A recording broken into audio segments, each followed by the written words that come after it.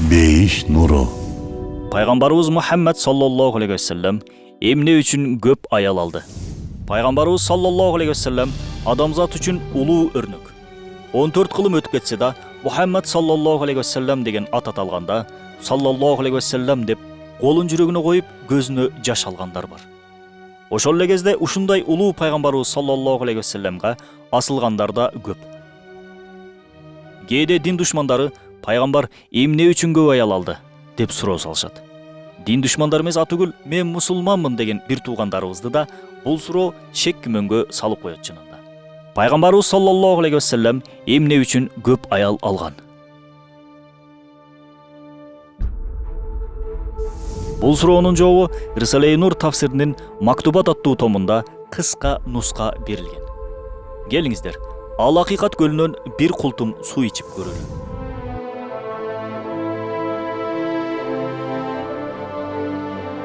Пайгамбарыбыз саллаллаху алейхи вассаламдын көп аял алуусу өзүнүн жеке кызыкчылыгы үчүн эле болгон деген көз карашты кармангандар бар. Жок, эч качан андай болгон эмес. Буга далил катары ушуну айта алабыз.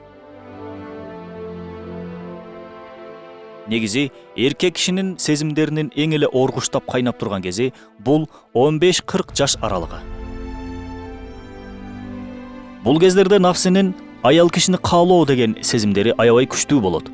Пайгамбарыбыз саллаллаху алейхи вассалам болсо, ушундай кайнап турган курак кезинде намысын сактап, аябай токтоо, сабырдуу болгон.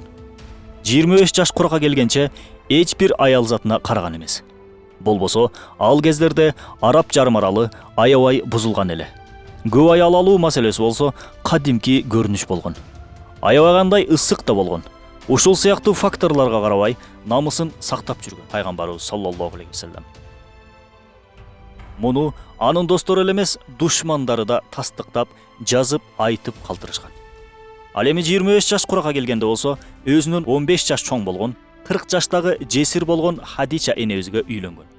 50 жаш курагына чейин ошол улгайып калган аялга каниет кылган. Тагыраак айтканда, жаш кыздардан алып алса болот эле. Бирок андай кылбай, өзүнүн 15 жаш чоң аялга үйлөнүп жашады, каниет кылды. Демек, пайгамбарыбыз саллаллаху алейхи вассалам каалоо сезимдери күчтүү болгон кезде улгайып калган аялга каниет кылган жана сезимдерин башкара алган. Сезимдери басаңдап, токтолуп калган курак болгон 50 жаш куракка келген соң гана кийинки аялдарын алган. Демек, бул үйлөнүүлөр жеке нафси үчүн эмес. Демек, анын көп аял алуусунун башка сырлары бар. Ал кандай сыр болушу мүмкүн дейсизби? О, менин бир тууганым. Пайгамбарыбыз саллаллаху алейхи вассалам адамзаттын жашоосу үчүн улуу өрнөк. Жашоодогу ар бир маселени ал зат көрсөтүп кеткен биз үммет үчүн. Биздин жашообуз эң чоң эки бөлүктөн турат. Биринчиси болсо сырттагы, жумуштагы коомдук жашообуз. Кандай иштеш керек, башкалар менен кандай мамиледе болушубуз керек, соода кандай болуш керек, жана башка ушул сыяктуу абалдар. Муну пайгамбарыбыз саллаллаху алейхи вассалам сөзү менен, абалы менен, жүрүм-туруму менен сахабаларга көрсөтүп кеткен. Ал эми жашообуздун экинчи бөлүгү бул үйдөгү үй бүлөлүк жеке жашоо. Ата-эне менен, аял менен, бир тууган менен, бала чака менен болгон мамиле. Бала тарбиясы жана башка ушул сыяктуу өтө көптөгөн маанилүү, олуттуу маселелер бар. Биринчи сырттагы коомдук жашообуз канчалык маанилүү болсо, экинчи ички үй бүлөлүк жашообузда ошончолук, атүгүл андан да көбүрөөк мааниге ээ. Себеби, олуттун келечегин түзгөн балдарыбыз ошол ички экинчи жашообузда орун алган. Бул экинчи жашоону кандай жөнгө салыш керек, кантип башкарыш керек деген сыяктуу маселелерди үммөтүнө жеткирүү үчүн пайгамбарыбыз саллаллаху алейхи вассалам көп аял алган. Пайгамбарыбыз саллаллаху алейхи вассаламдан динди үйрөнгөн сахабалар бул экинчи жашоосун үйрөнүү үчүн да үйүнө келип карай алмак эмес да пайгамбарыбыз саллаллаху алейхи вассаламдын жашоосун.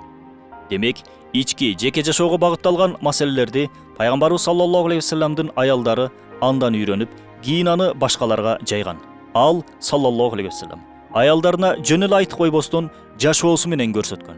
Себеби, тил менен айтып койгонго караганда абал менен жашап көрсөтүү дагы да таасирдүү, дагы да күчтүү. Чынында, диндин жарымын сахабалар дүйнөгө жайса, экинчи жарымын пайгамбарыбыз саллаллаху алейхи вассаламдын аялдары, момундардын энелери жайган. Эгер бир-эки аялы болгондо, мунун баарын үммөткө жайып жеткизе алмак эмес. Демек пайгамбарыбыз саллаллаху алейхи вассалам диндин үй бүлөлүк жашоого тиешелүү болгон экинчи маанилүү бөлүгүн аялдары аркылуу адамзатка жеткирген. Анын саллаллаху алейхи вассалам аялдары, момундардын энелери өзүнчө бир медресе, үй бүлө институту кызматын аткарган. Мисалы, эң көп хадис рываят кылган сахаба Абу Хурайра разияллаху анху 5374 хадис рываят кылса, үй бүлө институтунун эң алдыңкыларынан болгон Айша разияллаху анху энебиз болсо 2210 хадис рываят кылуу менен эң көп хадис рываят кылуучулардын ичинен 4-чү орунда турат. Албетте бул диндин жарымын пайгамбарыбыз саллаллаху алейхи вассаламдын аялдары жайды деген мааниге келет.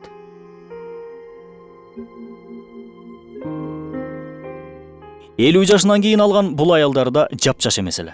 Тескерисинче, улгайып калган бала чакалуу жесир энелер эле. Бир гана Айша разияллаху анху энебизден башкалары. Мисалга алсак, Азирети Савда разияллаху анху энебиз пайгамбарыбыз саллаллаху алейхи вассаламга тийген кезде 53 жаштагы жесир аял эле. Зайнаб бинти Хузайма болсо 50, 4 баласы бар жесир Умму Салама болсо 65 жашында. Умму Хабиба энебиз болсо 55 жашында.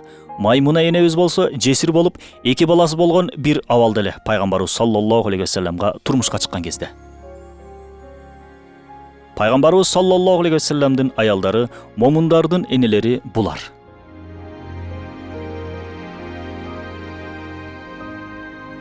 Мусулман болгондон кийин бул сыяктуу орчундуу суроолордун жоопторун албетте билүү абзел. Пайгамбарыбыз саллаллаху алейхи вассалам көп аял алса да дин үчүн, адамзаттын бактылуулугу үчүн алган экен. Бул да биз адамзат үчүн улуу өрнөк. Курандын Рысалей Нур аттуу тафсиринен алынды. Бейиш нуру.